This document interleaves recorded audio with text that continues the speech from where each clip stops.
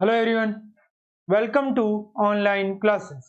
तो as you all know, जैसा कि आप सब जानते हैं, we are discussing class 6 chapter number 12 history. इसमें हमने कई सारी बातें पिछली वाली क्लास में डिस्कस करी थी। हमने देखा था कि राइटिंग बुक्स और साइंस, तो साइंस के रिलेटेड जो एंशिएंट हिस्ट्री में जिस जिस तरह की बुक्स आई थी उन सब के बारे में हम बात कर रहे थे। हमने देखा एस्ट्रोनॉमी पे, मेडिसिन पे, मेट्रोलॉजी पे और साथ ही साथ मैथमेटिक्स, इन सब पे बहुत ज्यादा जो है बुक्स वगैरह और टेक्स्ट वगैरह लिखे गए थे। उनमें से ही कुछ टेक्स्ट हमने मैथमेटिक्स के हमारे पिछले पार्ट में भी देखे थे कि आर्यभट्टिया हमने देखा था किस तरह से आर्यभट्टा जो एक एस्ट्रोनॉमर था उसने आर्यभट्टिया संस्कृत में लिखी थी और उसमें उसने कई तरह की मेंशन किया था किस तरह से अर्थ जो है सन के अराउंड मूव करता है और साथ ही साथ अपने एक्सिस पर भी मूव करता है और जो रोटेशन जो अर्थ का है उसके एक्सिस पे उसकी वजह से ही डे और नाइट होते हैं। तो ये जो हम जानते नहीं थे तब जाके अर्थ आर्यभट्टा ने अपनी आर्यभट्टिया बुक में बता दिया था।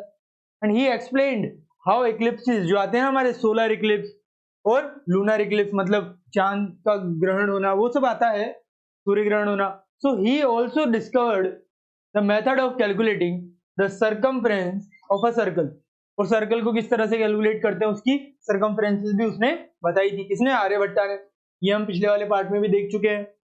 उसके बाद मैंने आपको बताया था कि आर्यभट्टा के साथ साथ साइंस में और भी कई सारे एस्ट्रोनॉमर और मैथमेटिशियन और मेडिसिन से रिलेटेड जो है पर्संस थे। उनमें से एक है वराहा मिहिरा और है चराका और सुश्रुता। ये भी है जो साइंस से रिलेटेड आप देख सकते हैं। तो Varaha Mihira was another famous mathematician. ठीक है, एक और फेमस मैथमेटिशियन है और साथ ही साथ क्या है, एस्ट्रोनॉमर भी है। हिज फेमस बुक बृहत संहिता, इसकी वराह मीरा की एक बुक है जिसका नाम है बृहत संहिता। वो एक इंसाइक्लोपीडिया है of science and that includes astronomy as a topic. तो इंसाइक्लोपीडिया जो आज के समय हमारे पास कई तरह की इंसाइक्लोपीडिया होती है, उस समय वराह मीरा ने एक इंसाइक्लोपीडिया बनाई थी साइंस की, जिसमें एस्ट्रोनॉमी टॉपिक पे बहुत ज्यादा जोर देकर एक थ्योरीज वगैरह दी गई थी।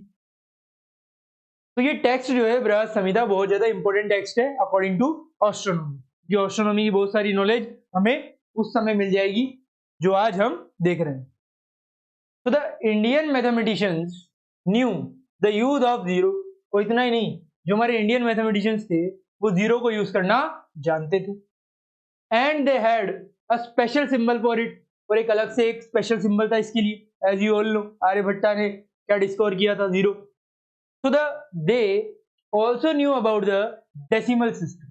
तो जो डेसिमल्स होते हैं ना, उनका सिस्टम मैथमेटिक्स का उन्हें पता था, उन्होंने अपनी बुक्स में भी उसके बारे में बताया है। तो this system of counting was adopted by the Arabs and then it spread to Europe.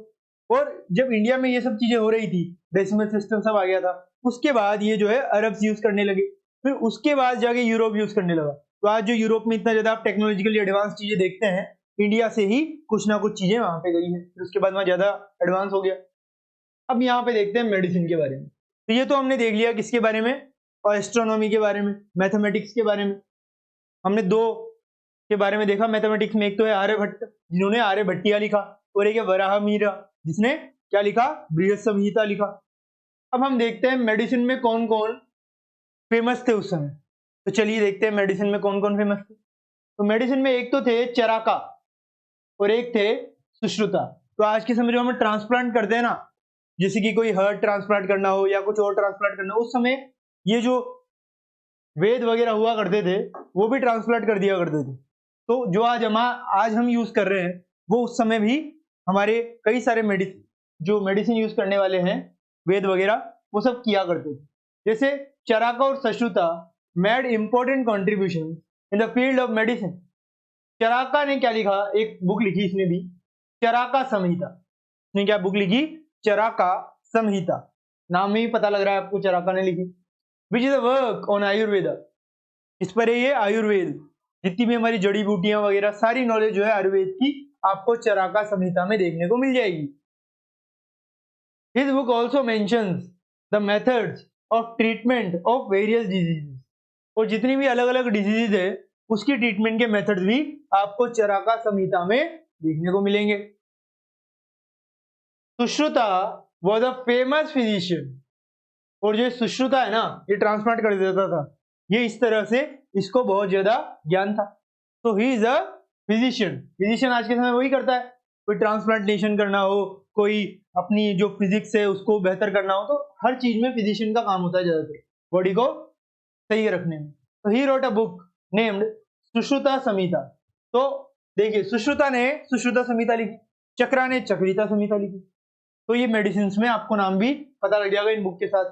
ये उन सर्जरी है कि किस तरह से सर्जरी होती है ना, उसके बारे में सुश्रुता ने अपनी बुक में बताया है। He talks about cosmetics surgery in his book, और कॉस्मेटिक सर्जरी के बारे में उसने अपनी बुक में बताया है। किसने? सुश्रुता ने। तो ये दो, चक्रा और सुश्रुता के बारे में आपको पता होना चाहिए। अब ये तो बात हुई मेडिसिन में। अब इसके साथ साथ मेटालर्जी में भी बहुत सारे लोगों ने बहुत सारी बुक्स लिखी। तो चलिए देखते हैं मेटालर्जी में कौन कौन सी बुक्स आई भाई। तो people in this period had knowledge of metallurgy and metal technology, जिसे हम क्या कहते हैं, मेटल टेक्नोलॉजी भी कहते हैं। तो मेटल टेक्नोलॉजी की नॉलेज उस समय लोगों को थी।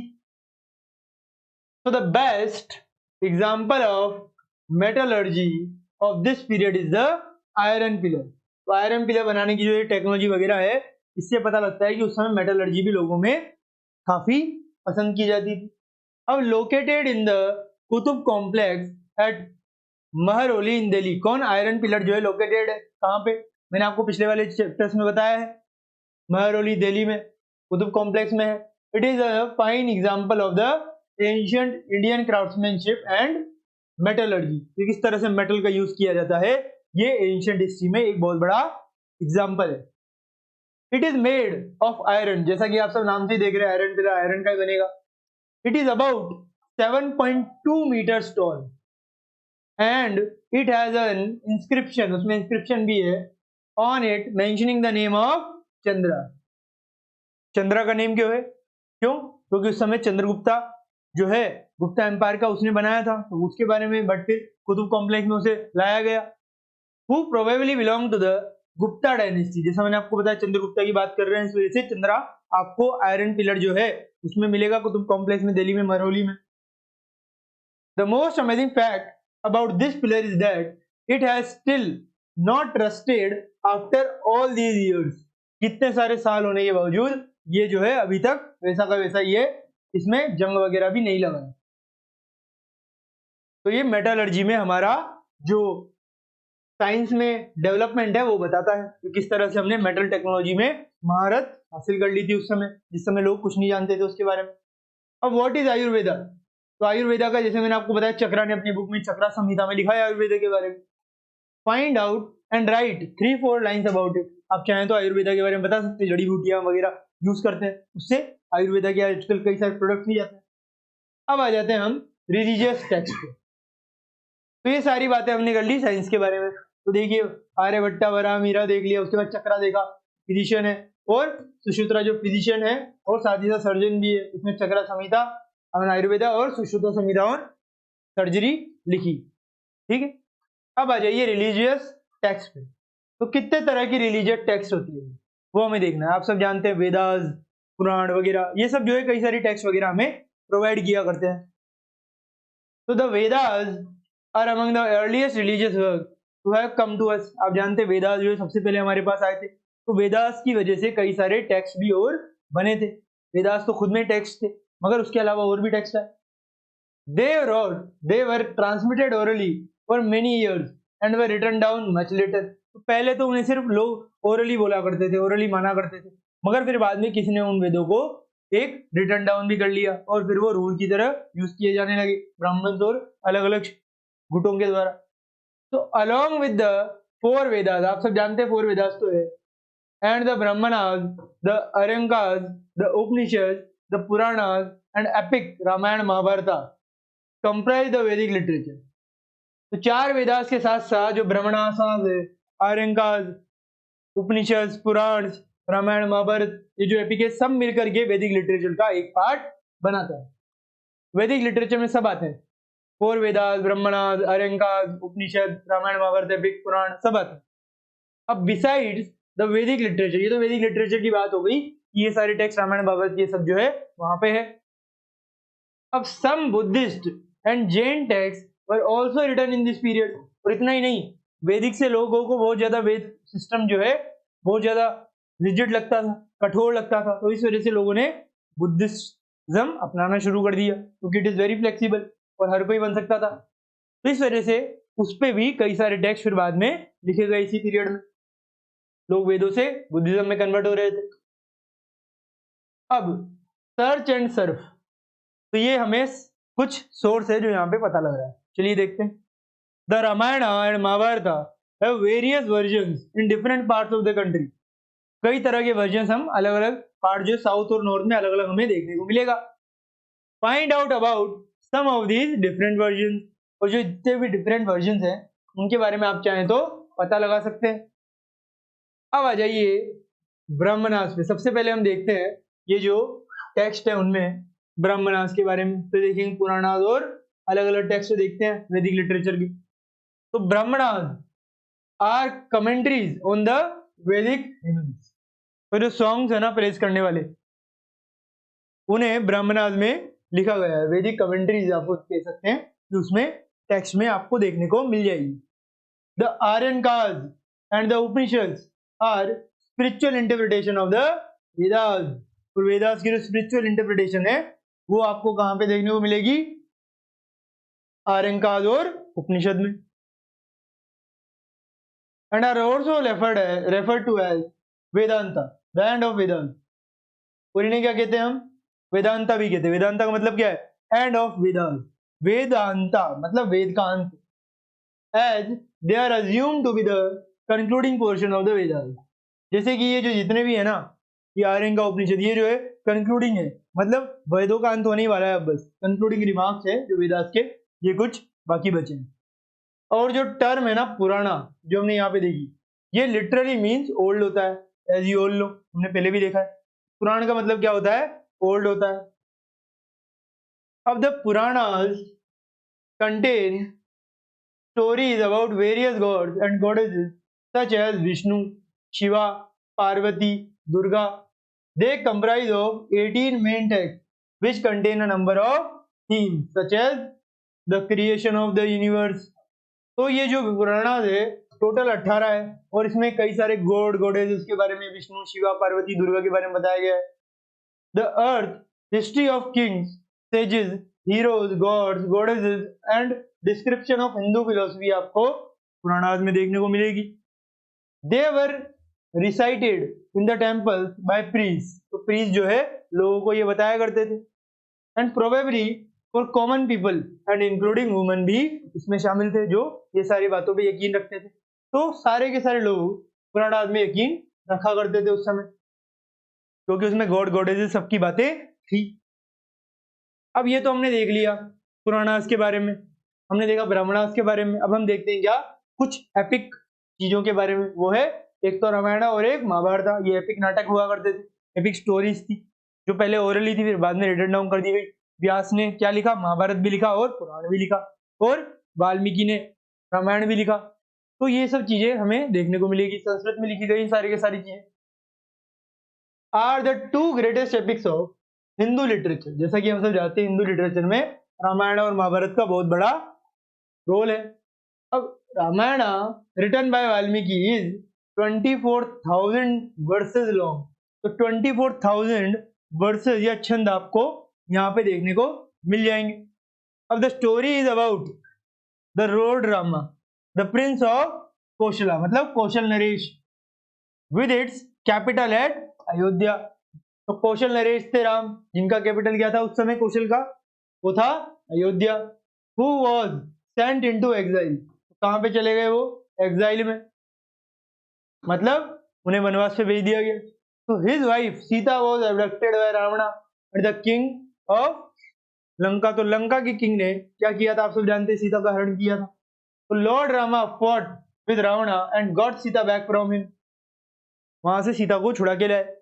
और this victory of good over evil is the main message of the epic. For Lord Rama is considered to be an avatar, incarnation of Lord Vishnu. तो Lord Vishnu के अवतार माने जाते थे राम, Lord राम. ये तो होगी रामायण के बारे में. अब आ जाते हैं हम महाभारत के बारे में. Written by the Ved Vyas. Ved Vyas ने लिखी थी. इसने ही, इन्होंने ही क्या लिखे, पुराण भी इन्होंने लिखे थे. Comprises over 1 lakh versus. देखिए 1 लाख वर्सेस यहाँ पे आपको देखने को मिलेगी. It is the longest poem in the world literature. ये लॉन्गेस्ट पोयम बहुत बड़ी है महाभारत. आजकल तो सीरीज में थोड़े बहुत सीरीज में आ जाती है, बट पहले अगर हम देखें तो ये बहुत बड़ी हुआ करती. The story is about a war fought between the Pandavas and the Kauravas. Kauravas और पांडवास में क्या वॉर लड़ी गई उसके बारे में सारी डिटेल आपको देखने को मिलेगी. Who were cousins. वो सारे के सारे क्या थे, कजिन्स थे, पांडवास और Kauravas. The Bhagavad Gita, the sacred text of Hindus, which is in the form of a dialogue between the Lord Krishna and the Arjuna, is also included in Mahabharata. तो जो भगवद गीता है वो अर्जुन और कृष्ण के बीच के संवाद के बारे में बात करती है, जिसमें अर्जुन मना कर देता है मैं लड़ूंगा नहीं, तो कृष्ण जी उन्हें ज्ञान देते हैं कि भाई क्यों हमें लड़ना जरूरी है. तो ये सारी चीजें वहां पे होती है और सारा का सारा महाभारत का पार्ट है. अब धर्मा, द पाथ ऑफ ट्रुथ और righteousness is the main message of this epic. तो सच के पाथ पे चलना या राइटनेस या राइचियसनेस को होना बहुत ज्यादा जरूरी माना गया है इन एपिक के द्वारा. अब the Buddhist and the Jain text were originally composed in Prakrit. जैसा कि आप सब जानते हैं प्राकृत लैंग्वेज आम लोगों की भाषा थी, तो आम लोगों की भाषा में ही बुद्धिस्ट और जैन टेक्स्ट जो है ट्रांसलेटेड हुए. और ये जो रामायण महाभारत है संस्कृत में थे, तो सिर्फ राजा महाराजाओं को संस्कृत पता थी, आम लोग तो प्राकृत बोलते थे, तो प्राकृत पाली बोला करते थे. तो इन सब की वजह से बुद्धि और जैनिस्ट टेक्स्ट जो है वो आम लोगों में ज्यादा फैल गए. Some of them were later translated in Sanskrit. मगर जब बाद में, जब आप सबको बताया था मैंने, महायान आने लगा, तो क्या होने लगा, बुद्धिज्म में भी संस्कृत वगैरह जैनों में भी आने लग गया. अब Buddhist Tripitakas and the Jain Purvas are a part of religious literature available at that time in Sanskrit. तो संस्कृत में वो अवेलेबल थे. तो इस तरह से हमें पता लग रहा है कि संस्कृत का रोल इनमें भी देखने को मिल जाता है. अब सेक्युलर लिटरेचर के बारे में बात करेंगे. ये तो हमने बात कर ली किस तरह से जो है ये लिटरेचर यहाँ पे देखने को मिल रहा था. अब हम देखते हैं कुछ सेक्युलर लिटरेचर के बारे में. ये तो हमने डिवाइडेड बाय द रिलीजन कई सारे ग्रंथ जो है, कई सारे टेक्स्ट जो देख लिए. अब हम सेक्युलर लिटरेचर को देखेंगे. तो अगर हम सेक्युलर लिटरेचर को देखें तो सेक्युलर वर्ड का मीनिंग क्या होता है, सबसे पहले आपको ये बताना है. तो सेक्युलर वर्ड का मीनिंग तो as you all know, secular word का मीनिंग होता है कि हम धर्मनिरपेक्ष. That means we have not a one religion, we have many. Specific religion नहीं है हमारा. तो the important secular works of the ancient period include. तो जो सेक्युलर वर्क थे ना, वो भी कई सारे पोइट्स ने, ये कई सारे जो उस समय टेक्स्ट रिटर्न करने वाले लोग थे उन्होंने लिखे हैं. जैसे कि अर्थशास्त्र रिटन बाय चाणक्य, वो एक सेक्युलर लिटरेचर है. वहां पे कोई एक स्पेसिफिक धर्म का जिक्र आपको नहीं देखने को मिलेगा. और Mrichchhakatika, Mrichchhakatika the little clay cart, a Sanskrit play written by Shudraka, वो भी आपको देखने को मिलेगा. किसने लिखा था ये? शुद्राका ने. मृचिकातिका और हर्षचरिता जो 12 भट्टा आप सब जानते हैं. और अष्टाध्यायी जो किसने लिखा? पाणिनि ने, तमिल ग्रामर में है. और Natya Shastra, Panchatantra, Jataka tales, the works of Kalidasa, the accounts of the foreign travellers, ये सब जो है आपको सेक्युलर लिटरेचर को बताएंगे. कई सारे लिटरेचर इनके हैं, तो ये हम यहां से देख सकते हैं. अब Kalidasa is regarded as one of the greatest poets. Kalidasa जो है बहुत सारे गुप्ताज में भी ये नवरत्न के रूप में रखा हुआ था कोर्ट में. And dramatist of Sanskrit literature, जिसने बहुत सारे लिटरेचर वगैरह लिखे हैं उस समय. तो he wrote a number of poems and plays. His most well known poems are Kumara Sambhava, Meghaduta, Ritu Samhara, Raghuvamsha, ये जो है उसके वेल नोन पोएम्स हैं. Among his plays Abhijnana Shakuntalam, ये तो सारी पोएम्स है, और अगर प्ले की बात करें तो अभिजना शकुंतलम है, is the most famous play. This play was one of the first works in Sanskrit to be translated into English, और ये जो अभिजना शकुंतलम है ना, इसको इंग्लिश में ट्रांसलेट किया गया था सबसे पहले। ऐसा ग्रंथ था जिसे संस्कृत से इंग्लिश में ट्रांसलेट किया गया, और सबसे पहला कौन सा था? अभिजाना शकुंतलम ही था। अब मलाविका अग्निमित्रम, ये मलाविका अग्निमित्रम भी इसी का एक है, और Vikramorvashiyam are the other two famous plays of Kalidasa. तो अभिजाना शकुंतलम के अलावा ये दो भी इसके फेमस प्लेज हैं। तो कुछ तो पोएम्स है जो मैंने आपको यहाँ बताई, और कुछ प्लेज हैं 3। अब आ जाते हैं कुछ फैक्ट फाइल में, इसमें हम मृच्छकाटिका के बारे में देख लेते हैं। भाई क्या बात करी गई है? तो Mrichchhakatika is a Sanskrit play written by Shudraka. तो किसने लिखा था भाई? ये शूद्रका ने लिखा, ये आपको याद रखना है। It describes the love story of a rich merchant Charu Datta with Vasanta Sena. तो चारु दत्ता और वसंता सेना जो है, उनके बीच की लव स्टोरी के बारे में बताया गया है। जो एक कोटसन था, वसंता दत्ता, और एक चारु दत्ता, एक मर्चेंट है।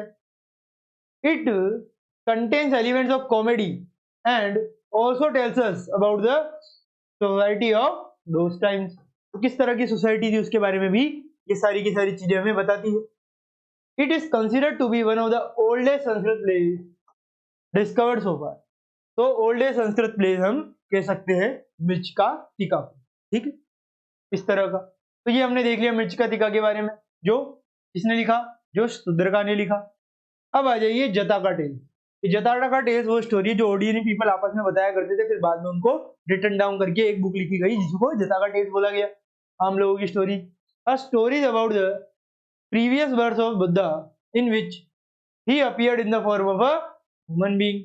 तो जटाका टेल्स में बुद्धा की स्टोरीज है, क्योंकि जैसा कि मैंने आपको बताया प्राकृत लैंग्वेज लोग बोला करते थे, पाली लैंग्वेज लोग बोला करते थे, संस्कृत उनको आती नहीं थी, तो बुद्धा ने भी उसमें ही सारे के सारे अपने ज्ञान दिए। तो इस वजह से जटाका टेल्स में बुद्धा के बारे में दिया गया है।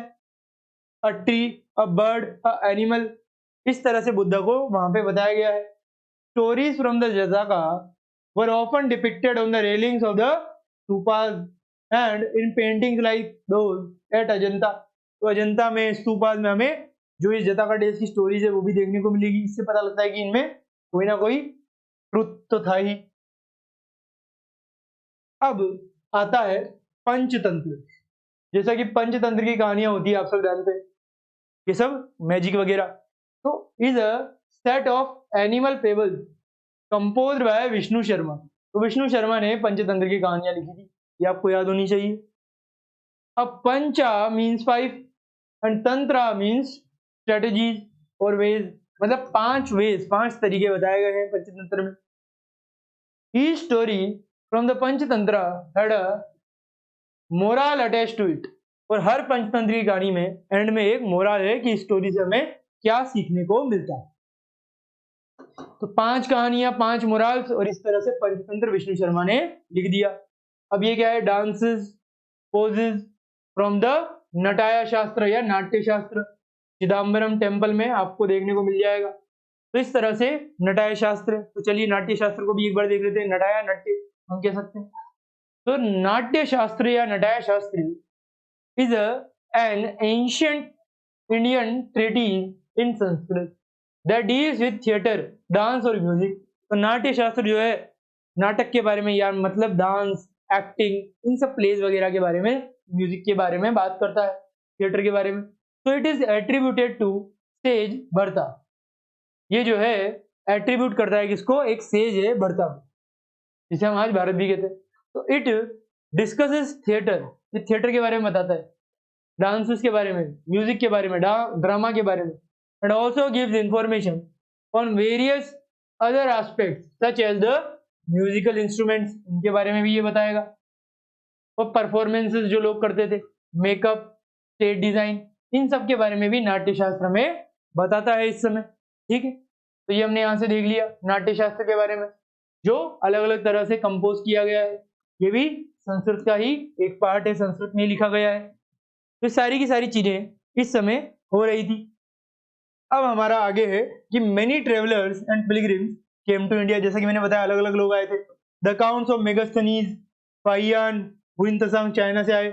About the social political economic conditions को उन्होंने अपनी अपनी टेक्स्ट में लिखा है, जो भी ट्रेवलर्स आए थे, तो उनके बारे में भी हम देख चुके हैं। फाइयान वगैरह हमने पिछले वाले पार्ट्स में करे हैं। अब आ जाता है हमारा तमिल लिटरेचर। तो सेक्युलर लिटरेचर तो हो गया, और उसके बाद भी कई सारी बातें हमने देख ली। अब हम देखेंगे तमिल लिटरेचर को। बुद्धिस्ट लिटरेचर भी हमने देख लिए, और कुछ और कालिदास के लिटरेचर भी देख लिए। अब तमिल लिटरेचर में हम बात करेंगे हमारे नेक्स्ट पार्ट में। तब तक के लिए thank you very much, have a nice day.